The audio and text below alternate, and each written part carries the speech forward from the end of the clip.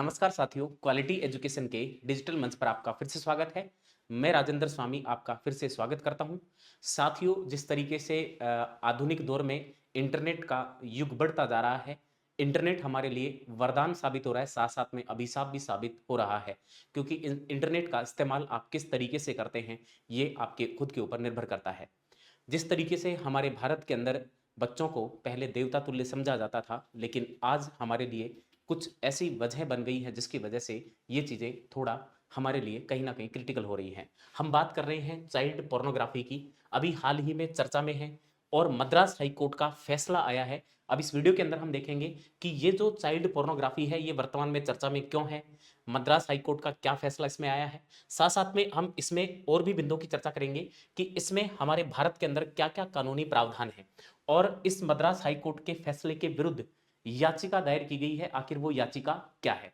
तो वीडियो को अंत तक देखना। ये आपके सिविल सर्विस की जो परीक्षाएं हैं उनमें मेंस की दृष्टि से भी इंपॉर्टेंट है और साथ साथ में आपके मॉक इंटरव्यू के लिए भी ये बहुत इंपॉर्टेंट है। तो वीडियो को अंत तक देखिएगा। शुरुआत करते हैं। देखो, चाइल्ड पोर्नोग्राफी क्या है। सबसे पहले तो चाइल्ड पोर्नोग्राफी की अगर बात करते हैं तो नाबालिगों से जुड़ी यौन सामग्री के निर्माण, वितरण या परिग्रह से है। भारत में और विश्व में यह गंभीर समस्या है। यानी एक तरीके से हम भारत और विश्व स्तर पर देखें तो यह गंभीर समस्या है, जो प्रभाव वाला एक जघन्य अपराध है जो बच्चों के यौन शोषण और उनसे दुर्व्यवहार जारी रखता है। यानी सिंपली हम पोर्नोग्राफी का, अगर चाइल्ड पोर्नोग्राफी का एक सिंपल अर्थ निकाले तो हम कह सकते हैं नाबालिगों से जुड़ी हुई यौन सामग्री के निर्माण, वितरण और परिग्रहण से संबंधित है। फिर बात की जाए इसमें, देखो ये अभी द इंडियन एक्सप्रेस की एक खबर है। इस खबर के अकॉर्डिंग हम बात कर रहे हैं, it is legal to watch child pornography, supreme court hears petition. यानी इसमें अभी सुप्रीम कोर्ट ने भी जो है इसके ऊपर थोड़ा सा एक्शन लिया था। जो है इस फैसले के ऊपर क्या एक्शन लिया है इसकी चर्चा हम करेंगे। यानी चर्चा में क्यों है, देखो हाल ही में मद्रास हाई कोर्ट ने कहा कि चाइल्ड पोर्नोग्राफी देखना या डाउनलोड करना आईटी एक्ट 2000 और पॉक्सो एक्ट 2012 के तहत गैर कानूनी नहीं है। यानी मद्रास हाई कोर्ट ने ऐसा माना है कि जो आपके ये पोर्नोग्राफी जो चाइल्ड से संबंधित है, ये देखना और डाउनलोड करना एक तरीके से अपराध की श्रेणी में नहीं आता है। ऐसा इन्होंने कहा है कि आईटी एक्ट 2000 और पॉक्सो एक्ट 2012 के तहत ये अपराध की श्रेणी में नहीं आता, अर्थात ये अपराध की श्रेणी में नहीं आता है। सुप्रीम कोर्ट में याचिका दायर की गई है कि इसके तहत चाइल्ड पोर्नोग्राफी को बढ़ावा मिलता है। यानी अभी सुप्रीम कोर्ट में इसके तहत जो है एक याचिका दायर की गई है कि अगर इस तरीके के फैसले आते हैं तो ये कहीं ना कहीं जो चाइल्ड पोर्नोग्राफी है उसको बढ़ावा देगा। अब इसमें देखो 11 मार्च को सुप्रीम कोर्ट में इसकी सुनवाई हुई है। यानी सुप्रीम कोर्ट में इसकी सुनवाई कब हुई है, 11 मार्च को हुई है। 11 जनवरी को मद्रास हाई कोर्ट के आदेश को, यानी सुप्रीम कोर्ट ने जो मद्रास हाई कोर्ट का 11 जनवरी को जो फैसला आया था उस आदेश को क्रूर और आपत्तिजनक माना गया। यानी सुप्रीम कोर्ट ने जो है मद्रास हाई कोर्ट के इस फैसले को, क्योंकि उन्होंने फैसला सुनाया था कि जो आपके जो चाइल्ड पोर्नोग्राफी है वो देखना और डाउनलोड करना ये अपराध की श्रेणी में नहीं आता है, अर्थात ये गैर कानूनी नहीं है। अब जो है सुप्रीम कोर्ट ने इसे माना है, यानी सुप्रीम कोर्ट की इसमें सुनवाई होती है और मद्रास हाई कोर्ट के इस आदेश को क्रूर और आपत्तिजनक माना गया है। फिर क्या है याचिका, देखो याचिका क्या थी आखिरकार जिसके ऊपर यह सुनवाई हुई है। देखो सुप्रीम कोर्ट में एक याचिका पर सुनवाई कर रहा है, यानी जिसमें मद्रास हाई कोर्ट के एक आदेश को चुनौती दी गई है। यानी सुप्रीम कोर्ट जो है एक याचिका के ऊपर सुनवाई कर रहा है और उस याचिका के अंदर हमने देखा कि जो मद्रास हाई कोर्ट है उसके एक आदेश को चुनौती दी गई है, जिसमें इंटरनेट से चाइल्ड पोर्नोग्राफी वीडियो डाउनलोड करने के लिए 28 वर्षीय व्यक्ति के खिलाफ आपराधिक कार्यवाही को रद्द कर दिया गया। यानी इसमें क्या किया गया था कि 28 वर्षीय व्यक्ति के खिलाफ जो आपराधिक कार्रवाई का मामला दर्ज था उसे क्या कर दिया गया, रद्द कर दिया गया। मुख्य न्यायाधीश डी वाई चंद्रचूड़, न्यायमूर्ति जेबी पारदीवाला और न्यायमूर्ति मनोज मिश्रा की पीठ ने मद्रास हाईकोर्ट के आदेश को अत्याचारी कहा है। यानी यहां पे अगर देखा जाए तो इनके अनुसार जो मद्रास हाईकोर्ट का जो फैसला था वो एक तरीके से अत्याचारी फैसला माना गया है। अब इसमें आगे देखते हैं। देखो इसमें क्या है कि दो बाल कल्याण गैर सरकारी संगठन है, उन्होंने याचिका दायर की है। अगर इन दो एनजीओ की हम बात करते हैं तो ये दो एनजीओ हैं आपके, एक तो है just rights for children alliance, ये आपके फरीदाबाद है, और बचपन बचाओ आंदोलन ये नई दिल्ली के अंदर है। इन दोनों एनजीओ ने यहां पर क्या है याचिका दायर की है। इनके अनुसार मद्रास हाईकोर्ट के फैसले का चाइल्ड वेलफेयर पर नकारात्मक प्रभाव पड़ेगा। यानी इनका ऐसा मानना है कि जो मद्रास हाईकोर्ट ने जो फैसला दिया है वो कहीं ना कहीं जो आपके चाइल्ड वेलफेयर है उसके ऊपर नकारात्मक प्रभाव डालेगा।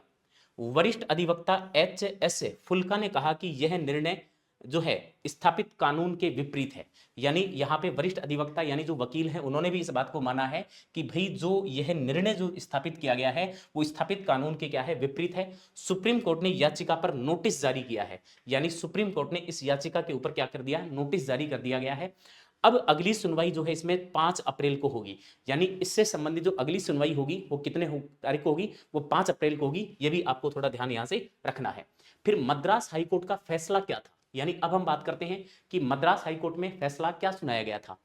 देखो, एस हरीश बनाम पुलिस इंस्पेक्टर और अन्य मामलों में इंटरनेट से बाल अश्लीलता वीडियो डाउनलोड करने के लिए पॉक्सो और आईटी अधिनियम के तहत 28 वर्षीय व्यक्ति के खिलाफ अम्बतूर पुलिस द्वारा शुरू की गई आपराधिक कार्रवाई को मद्रास हाईकोर्ट के द्वारा रद्द कर दिया गया है। यानी अभी एक फैसला सुनाते हुए जो आपराधिक जो कार्रवाई चल रही थी या उसके ऊपर जो आपराधिक मुकदमा दर्ज था उसको इसके द्वारा जो है क्या कर दिया गया, रद्द कर दिया गया है। सूचना प्रौद्योगिकी अधिनियम आईटी एक्ट 2000 की धारा 67 बी, यहां पे ये आपके लिए वेरी वेरी इंपॉर्टेंट है। देखो 67 बी तथा पोक्सो एक्ट 2012 की धारा 14(1) के तहत यह अपराध की श्रेणी में नहीं है। यानी मद्रास हाई कोर्ट ने ऐसा माना है कि इसे डाउनलोड करना और यह करना जो है एक तरीके से अपराध की श्रेणी में नहीं आता है। ऐसा किसने माना है? ऐसा मद्रास हाई कोर्ट ने यहां से माना है। और बाकायदा इन्होंने ये कहा है, कोर्ट ने माना है कि इलेक्ट्रॉनिक रूप से बच्चों यौन कृत्यों में चित्रित करने वाली सामग्री को प्रकाशित करने, प्रसारित करने, बनाने की सजा का प्रावधान है। यानी इनके अनुसार इस प्रकार की सामग्री को चित्रित करना, प्रकाशित करना, प्रसारित करना, बनाने की सजा का प्रावधान है। इन्होंने ऐसा माना था कि उन्होंने जो है इसको कहीं प्रकाशित नहीं किया था, यानी किसी को फॉरवर्ड नहीं किया था, तो वह इस तरीके से अपराध की श्रेणी में, यानी देखने वाली जो चीजें हैं वो अपराध की श्रेणी में नहीं आती हैं, ऐसा इसका मानना है। अब यहां पे देखो, अगर इस तरीके का प्रावधान है तो इसमें क्या चीजें हैं? देखो 5 से 7 वर्ष का कारावास, 10 लाख रुपए का जुर्माना। यानी इसमें क्या है कि अगर आप आईटी जो आपके, देखो हम अभी बात कर रहे थे सूचना प्रौद्योगिकी अधिनियम यानी आईटी एक्ट 2000 की धारा 67 बी के तहत अगर आप देखते हैं तो इसमें 5 से 7 वर्ष का कारावास है, 10 लाख रुपए का जुर्माना है। अगर पोक्सो एक्ट 2012 की धारा 14(1) के तहत यदि देखते हैं तो के तहत यदि बच्चे का उपयोग अश्लील उद्देश्य से किया गया हो उसके लिए 5 वर्ष की सजा और जुर्माना है। यानी इसमें 5 वर्ष की सजा है और साथ साथ में जुर्माना, और यदि दूसरी या बाद की सजा की स्थिति में 7 वर्ष की सजा और जुर्माना है। यानी ये तो पॉक्सो एक्ट के तहत है। अगर इस प्रकार की सामग्री को चित्रित करने वाली जो सामग्री है उसको प्रकाशित करना, प्रसारित करना और बनाने की जो आपके सजा का प्रावधान है वो कुछ इस प्रकार से यहाँ पे दिया हुआ है। अगर आप आईटी एक्ट 2000 के तहत देखेंगे तो उसमें अलग प्रावधान है, और अगर आप देखेंगे पॉक्सो एक्ट 2012 के तहत तो उसमें ये अलग अलग प्रावधान यहां से दिए गए हैं। अगर इसी पे हम नेक्स्ट पे बात करते हैं, अब ये फैसला लिया किस आधार पे गया, उन्होंने इस बात का स्पष्ट जो विवरण दिया है। इसमें देखो, इसमें केरल हाईकोर्ट के फैसले पर भरोसा किया गया। अब केरल जो हाईकोर्ट था उसने भी एक फैसला दिया था, अब उसके ऊपर भी इन्होंने भरोसा किया। उस फैसले में कहा गया था कि निजी तौर पर, यानी उस केरल हाईकोर्ट का जो फैसला था उसमें क्या कहा गया था, उसमें स्पष्ट कहा गया था कि निजी तौर पर अश्लील साहित्य देखना आईपीसी यानी भारतीय दंड संहिता की धारा 292 के तहत अपराध नहीं है। यानी ऐसा जो है आपके केरल हाईकोर्ट का ऐसा मानना था कि भाई आप अगर किसी भी प्रकार से निजी तौर पर अश्लील साहित्य देखते हैं तो वो जो आईपीसी की धारा 292 है उसके तहत अपराध की श्रेणी में ये नहीं आता है। ऐसे, अब देखो कोर्ट ने माना है कि ऐसे मामले में दंडित नहीं बल्कि शिक्षित करने की जरूरत है। यानी कोर्ट का ऐसा भी मानना है कि ऐसे में आप दंड देकर उसे नहीं सुधार सकते, ऐसे में उनको जो है आपके शिक्षित करने की क्या है, आवश्यकता है। अब कोर्ट ने यह भी माना है, यह भी कहा है कि जनरेशन जेड इससे काफी ग्रसित है। अब मित्रों जनरेशन जेड का क्या मतलब है? यानी यहां पे अगर भारत में आप देखोगे, भारत में नहीं अपितु दुनिया के अन्य देशों में भी जो जनरेशन जेड है वो इससे काफी ज्यादा ग्रसित है। अब जनरेशन जेड का मतलब क्या है? देखो ये यहां पर मैंने कालखंड के अनुसार जनरेशन जो है आपकी डिसाइड की है। अगर आप ग्रेटेस्ट जनरेशन की बात करते हैं तो इसमें 1901 से 1927 तक के लोग आ जाएंगे।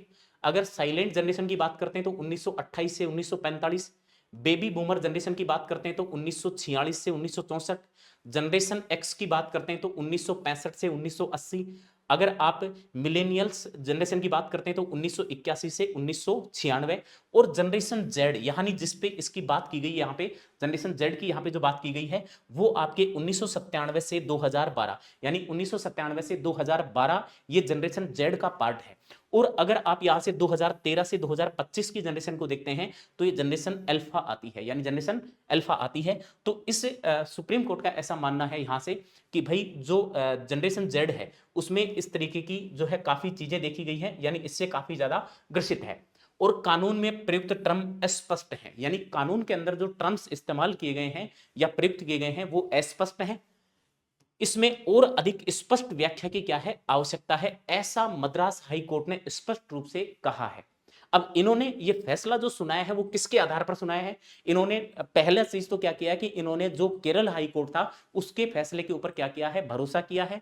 साथ साथ इसका यह भी मानना था कि भाई ऐसे मामले में व्यक्ति को दंडित नहीं बल्कि शिक्षित करने की यानी जागरूकता की क्या है आवश्यकता है। और साथ साथ में भारत उसने कहा कि जनरेशन जेड इससे काफी ग्रसित है और कानून में जो टर्म्स प्रयुक्त की गई हैं वो अस्पष्ट हैं और इससे अधिक और स्पष्ट व्याख्या करने की क्या है आवश्यकता है, ऐसा मद्रास हाईकोर्ट का मानना है। अगर आप यहां पे नेक्स्ट की बात करते हैं, देखो इसके लिए हमारे भारत में क्या कानूनी प्रावधान है। अगर आप बात करें कानूनी प्रावधान की तो देखो केरल हाईकोर्ट के फैसले में कहा गया था कि पोर्न देखना अपराध नहीं है, यानी जो आपके केरल हाईकोर्ट था उसके एक फैसले में यह बात स्पष्ट कही गई थी कि भाई जो पोर्न देखना है वो एक तरीके से कानूनी अपराध नहीं है, यानी अपराध की श्रेणी में नहीं आता है। परंतु चाइल्ड पोर्नोग्राफी देखने के मामले में स्थिति अलग है, यानी जो चाइल्ड पोर्नोग्राफी है उसको देखने के मामले में जो स्थिति है वो बिल्कुल अलग है। अब आईटी एक्ट की धारा 67 बी के तहत चाइल्ड पोर्नोग्राफी से संबंधित सभी कृत्य दंडनीय है, यानी अगर आप आईटी एक्ट की धारा जो 67 बी है उसके तहत अगर देखते हैं तो जो चाइल्ड पोर्नोग्राफी है उससे संबंधित सभी कृत्य क्या है, दंडनीय है, जिसमें चाइल्ड पोर्नोग्राफी देखना भी शामिल है। और इसमें दंड की 5 श्रेणियां बताई गई हैं, यानी इसमें जो है आपके स्पष्ट रूप से लिखा हुआ है कि चाइल्ड पोर्नोग्राफी देखना भी शामिल है। और दंड की कितनी श्रेणियां बताई गई हैं, इसके अंदर 5 श्रेणियां बताई गई हैं दंड की टोटल। अगर नंबर 1 की बात करते हैं तो बाल अश्लीलता सामग्री को इलेक्ट्रॉनिक रूप से प्रसारित या प्रकाशित करना या फिर एक तरीके से करवाना, यानी हम इसमें स्पष्ट ये कह सकते हैं कि अगर आप बाल अश्लील सामग्री को इलेक्ट्रॉनिक रूप से प्रसारित करते हैं या फिर प्रकाशित करते हैं या करवाते हैं तो वह आपके अपराध की श्रेणी में आ जाएगा।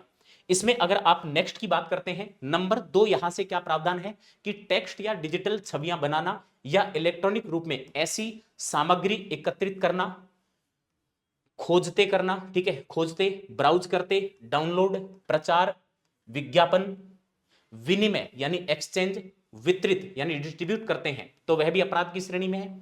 ऑनलाइन कंप्यूटर रिसोर्स पर बच्चों को ऑनलाइन यौन कृत्यों हेतु फुसलाते या प्रेरित करते हैं, उससे भी यह संबंधित है। और 4 और 5 के अंदर कहा गया है कि बच्चों के साथ ऑनलाइन दुर्व्यवहार को बढ़ावा देना, बच्चों के साथ स्पष्ट यौन कृत्यों से संबंधित दूसरों के व्यवहार को किसी भी इलेक्ट्रॉनिक रूप में रिकॉर्ड कर रहे हैं, ये सारा का सारा जो है आपके दंड की श्रेणी में आता है। तो यहां पे इसमें अलग अलग दंड की जो है यहां से 5 श्रेणियां विभक्त की गई हैं जो मैंने आपको अलग अलग बता दी है। फिर हम देखो नेक्स्ट पे बात करते हैं, अगर आप किसी भी मुख्य परीक्षा की तैयारी कर रहे हैं, राजस्थान के अंदर हमने आरएस की जो आपकी मुख्य परीक्षा है उसके लिए हमने राजस्थान के अंदर जो आरएस का जो मेंस का एग्जाम है उसकी तैयारी को और मजबूत करने के लिए हमने आरएस मेंस की ऑनलाइन और ऑफलाइन टेस्ट सीरीज मित्रों आपके लिए यहां से लॉन्च कर रखी है। ये राजस्थान की सबसे बेहतरीन टेस्ट सीरीज अभी तक की देखा जाए तो ये आपके अजमेर, जयपुर और जोधपुर सेंटर पर आयोजित हो रही है। इस टेस्ट सीरीज के अंदर आप यहां से टोटल जो है 24 टेस्ट दे सकते हैं, इसमें 11 टॉपिक वाइज हैं और 13 फुल लेंथ टेस्ट हैं। और टेस्ट सीरीज के साथ हमने जो है 4th पेपर ऑनलाइन जो वीडियो कोर्स है हमारा लाइव फ्रॉम क्लासरूम वाला जो कोर्स है वो आपको बिल्कुल निःशुल्क हमने इसमें दे रखा है, यानी 4th पेपर वाला जो है वो बिल्कुल यहां से क्या है, निःशुल्क है।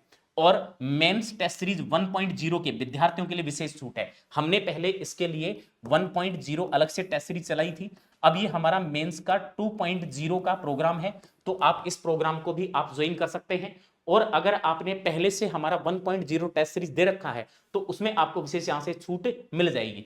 इसमें देखो सिलेक्टेड कैंडिडेट के द्वारा आपको गाइडेंस सेशन दिया जाएगा, विस्तृत मूल्यांकन और 1-to-1 पर्सनल इंटरेक्शन आपको दिए जाएंगे। ठीक है, यहां पे आपको डिटेल मॉडल आंसर की मिल जाएगी। आरएस मेंस टेस्ट सीरीज 1.0 भी आपके लिए उपलब्ध है, यानी आप अगर 1.0 भी देना चाहते हैं तो वह भी दे सकते हैं। आरएस मेंस की तैयारी को और भी बेहतर बनाने के लिए आज ही हमारी क्वालिटी एजुकेशन की इस टेस्ट सीरीज को आप क्या कर सकते हैं मित्रों, ज्वाइन कर सकते हैं। इसमें शेड्यूल वाइज सारी की सारी चीजें आपको मिल जाएंगी।